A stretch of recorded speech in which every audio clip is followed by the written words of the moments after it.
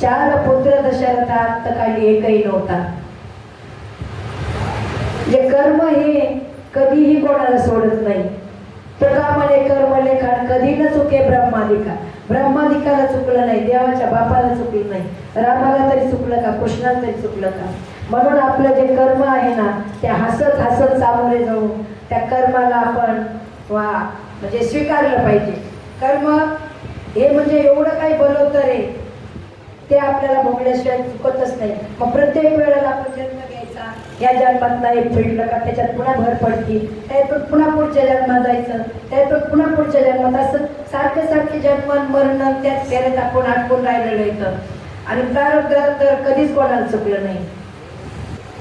प्रारब्धे राम वनवासा गेला, प्रारब्धे दशरथ अंतवियोगी मेला, प्रारब्धे रावण क्षय पावला, वियोग घडला सीतामाई. सीतामाईला वियोग घडला, प्रारब्धाने राम वनवासात गेला, दशरथ राजा रामाचा वियोगाने मृत्यू पावला. म्हणून कर्म चुकवण्याचा आता कोणीच प्रयत्न करायचा नाही, ते भोगूनच संपायचं आहे. कर्म बोलायचं झालं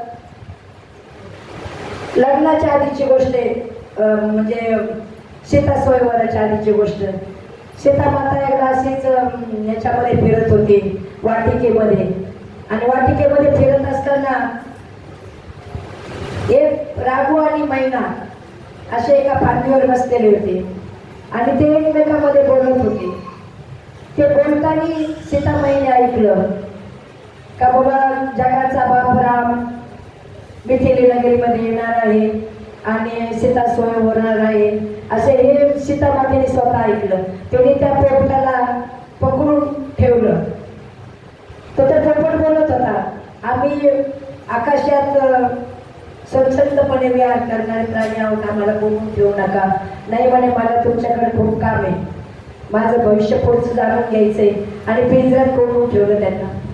आता कोणून ठेवल्याच्या नंतर ते रोज त्या पोपटाच्या आजूबाजूला फिरायचे. एक दिवशी तिच्या पुन्हा काय मनात आलं, तिने त्या राघूला सोडून दिलं, मैनाला पिंजऱ्यामध्ये ठेवलं. मग त्यावेळेला ते पोपट बोलला, सीता माता म्हणे मैनाला सोड. ती म्हणे नाही, मी सोडू नाही शकत म्हणे, मला तिच्याशी काम आहे. आणि नंतर मग त्या राघूचा तिशी मैना मृत्यू पावली.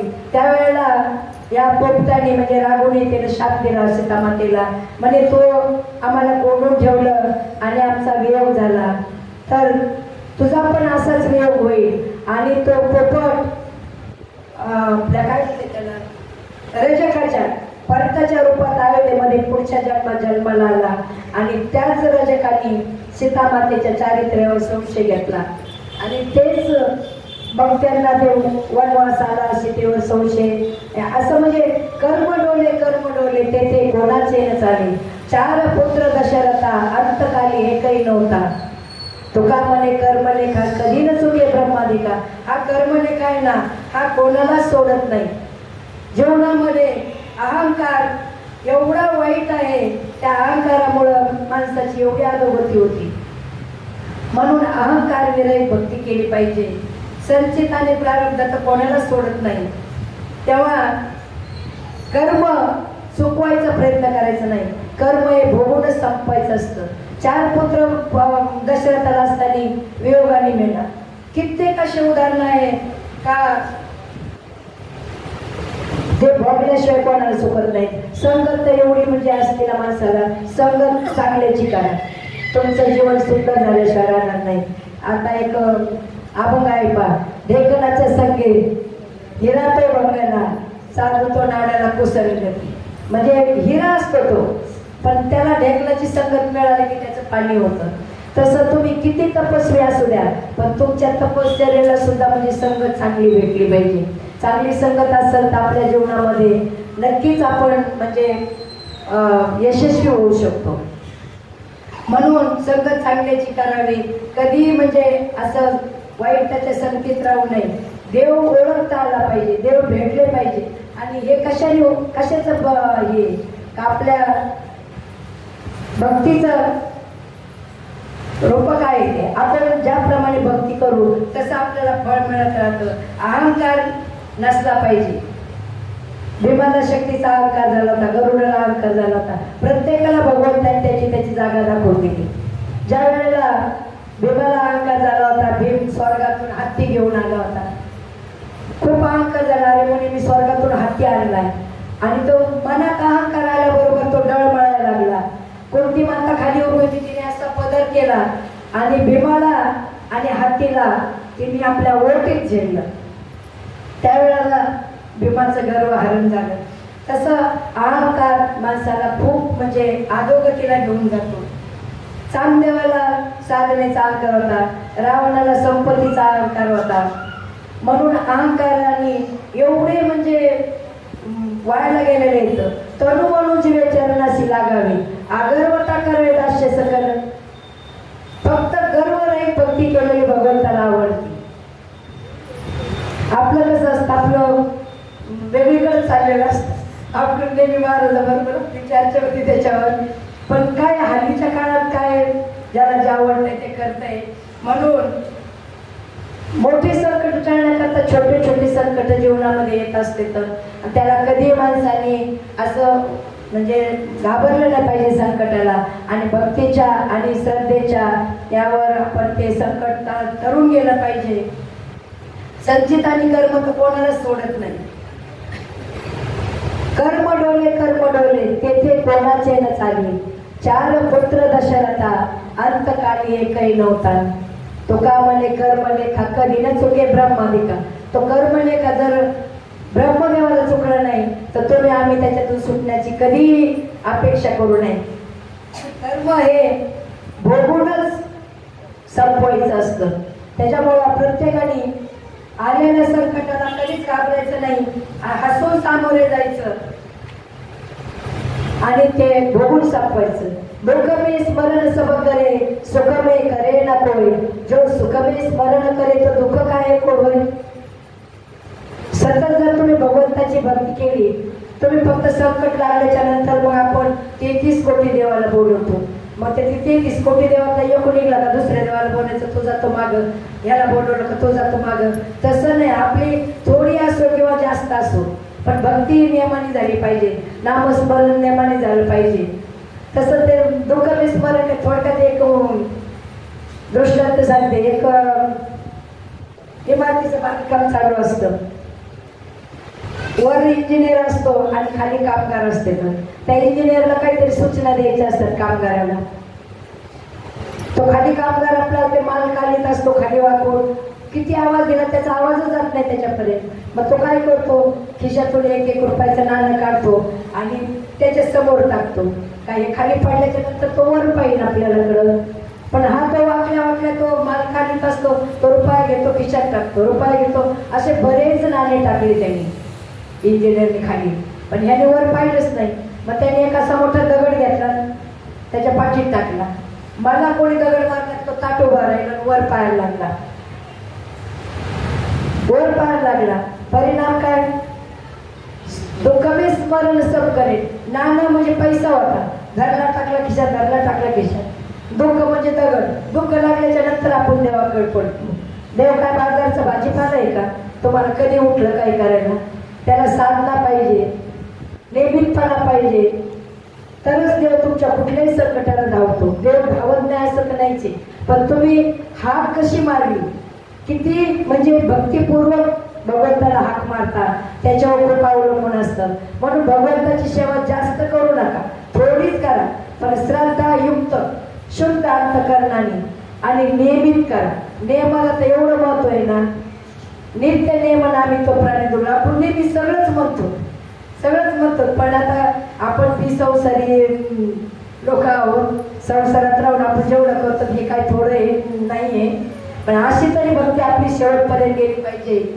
आणि भगवंताची सेवा कधीच व्हायला जात नाही. नामस्मरणामध्ये एवढी ताकद आहे ना, तर त्याच्या म्हणजे खूप काही आपल्याला म्हणजे जीवनाचं सार्थक होतं त्याच्यामध्ये. म्हणून सततम कीर्तयन्तो यतन्तश्च लुडवतः नमः शतस्य मां भक्त्या नित्ययुक्ता उपासते. सतत करा तुम्ही. भगवंत म्हणतो तू सतत मला शिव्या जरी दिला ना तरी मी तुला प्रसन्न होईल, पण सतत दे. म्हणून नियमाने करण्याला खूप महत्व आहे. थोडं करा पण नियमाने करा. भगवंत लांब नाहीच आहे, आपल्या जवळ आहे. आपण पाहतो एवढ्या संतांच्या घरी जाऊन भगवंतांनी त्यांची सेवा केली, म्हणजे त्यांना हवं नको पाहिलं, मदत केली. मग भगवंत आपल्याला मदत करणार नाही का? नक्कीच करेल, पण आपली तेवढी श्रद्धा दृढ पाहिजे. आणि श्रद्धा तर एवढी महत्वाची ना, श्रद्धा असेल ना कुठल्याही गोष्टी सक्सेस होतात. श्रद्धा गळमळली नाही पाहिजे आपली. आता ते श्रद्धेचा आठवण म्हणून एक अगदी 2च मिनिटात सांगते मी. एक असाच एक शिष्य होता, म्हणजे तो त्याला असं मला गुरु कोण भेटेल, मला गुरु कोण भेटेल असं त्याचं सारखं वाटायचं. मला कोणीतरी अनुग्रह द्यावा, मला कोणीतरी ज्ञान द्यावा. आणि मग त्याचे असे लांबून लांबून मित्र होते 2-4, ते टोकार होते. ते ह्याला नेहमी चिडवायचे, आता याला पुढे देव भेटणारे, याला कोण गुरु भेटणारे, याला काय साध्य करणारे. मग ते म्हणे काय पाहिजे तुला? म्हणे मला गुरुला भेटायचंय आणि संसारूपी सागरातून तरून जायचंय. मग ते 2-4 असे तुकार मित्र होते. ते म्हणे ठीक आहे, मग तू काय कर म्हणे, 3-4 दिवस अशी साधना कर, तुला भवसागरातून काय नाही समुद्रातून तरून पाठवू, पलीकडच्या कडेला पाठवू म्हणे. म्हणजे ठीक आहे. मग तो 3-4 दिवस ते बोळाच होता. त्याने बिचाऱ्याने एवढी श्रद्धेने भगवंताचे नामस्मरण केलं. ते 2 दिवसांनी ते मित्र आले, म्हणे झाली का तुझे म्हणजे साधना झाली का म्हणे. म्हणजे तुम्ही जी सांगितली ती मी केली. म्हणे बरं ठीक आहे म्हणे, मग काय करायचं आता? म्हणे तू जे गोंगडीवर जे बसलास ना, ही गोंगडी पाण्यावर टाकायची आणि मी तुला मंत्र देतो म्हणे, त्या मंत्राने तू पलीकडच्या कडीला जाशील म्हणे. मंत्र काय होता? आता मंत्र म्हणजे आलू बैगन मेथी की जोडी, चल गोंगडी पैल थडी. म्हणजे फक्त त्या 4 तुकार मित्राला ह्याची फजिती करायची होती, त्याला त्या पाण्यात बुडवायचं होतं. पण ह्याची एवढी श्रद्धा होती, त्यांनी 4 दिवस म्हणजे भगवंताचं एवढं मनातून श्रद्धेने नामस्मरण केलं होतं. मी यांनी काय केलं, ती गोंगडी त्या पाण्यावर टाकली, बस म्हणे त्या पाण्यावर गोंगडीवर. यांनी तो मंत्र सुरू केला, आलू बैगन मेथी की जोडी, चल गोंगडी पैल थडी. हा मंत्र आहे का? मंत्रच नाही, पण श्रद्धा आहे त्याची. परिणाम हा शिष्य पलीकडच्या कडे गेला. या मागचे लोक पाहिलं तरी उभे राहिले का तिथं? यांनी फक्त त्याची फजिती करायची होती. म्हणून श्रद्धेला खूप महत्व आहे. हा काय मंत्र नव्हता, काही नव्हतं, पण त्यांनी श्रद्धेने तो मंत्र जपला. तो भवसागर तरुण म्हणजे समुद्रातून तरुण पैठणीला गेला. सांगायचं म्हणजे एकंदर सगळ्यातून एकच म्हणजे त्यातला उपदेश आहे का भगवंताची श्रद्धेने भगवंताचं नामस्मरण केलं पाहिजे, भक्ती केली पाहिजे. जीवनामध्ये भक्ती हा एक खूप मोठं शस्त्र आहे आणि तेच आपल्या जीवनामध्ये आपल्याला तारून येणार आहे. आणि आपला आता टाईम झालेलाच आहे. भगवंताच्या चरणी माझी झालेली मोडकी तोडकी सेवा समर्पित करते. मला मंडळाने सेवा करण्याची संधी दिली त्याबद्दल मी मंडळाचे पण खूप आभारी आहे. आणि झालेली सेवा ज्ञानोबा तुकोबा यांच्या चरणी समर्पित करते. तसेच माझे सद्गुरू ब्रह्मलीन वेदांतचार्य तुकाराम शास्त्री यांच्या चरणी समर्पित करते. तुमच्या श्रोते सज्जनांच्या चरणी समर्पित करते आणि माझ्या वाणीला येथेच पूर्ण विराम देते. निवडते पुरते अधिकते सरते करुणे घ्यावे तुमते विनितसे बालक बोबडा बोली का वाकुड्या उचपचावली ती चोच करुणी माऊली रिजे जेवे. त्याप्रमाणे माझ्या जे बुद्धीला जमलं ते मी सांगण्याचा प्रयत्न केला आणि तुम्ही सर्वांनी शांतचित्ताने ते श्रवण केलं त्याबद्दल मी सर्वांचे आभारी आहे. पुंडलिक वरदा हरी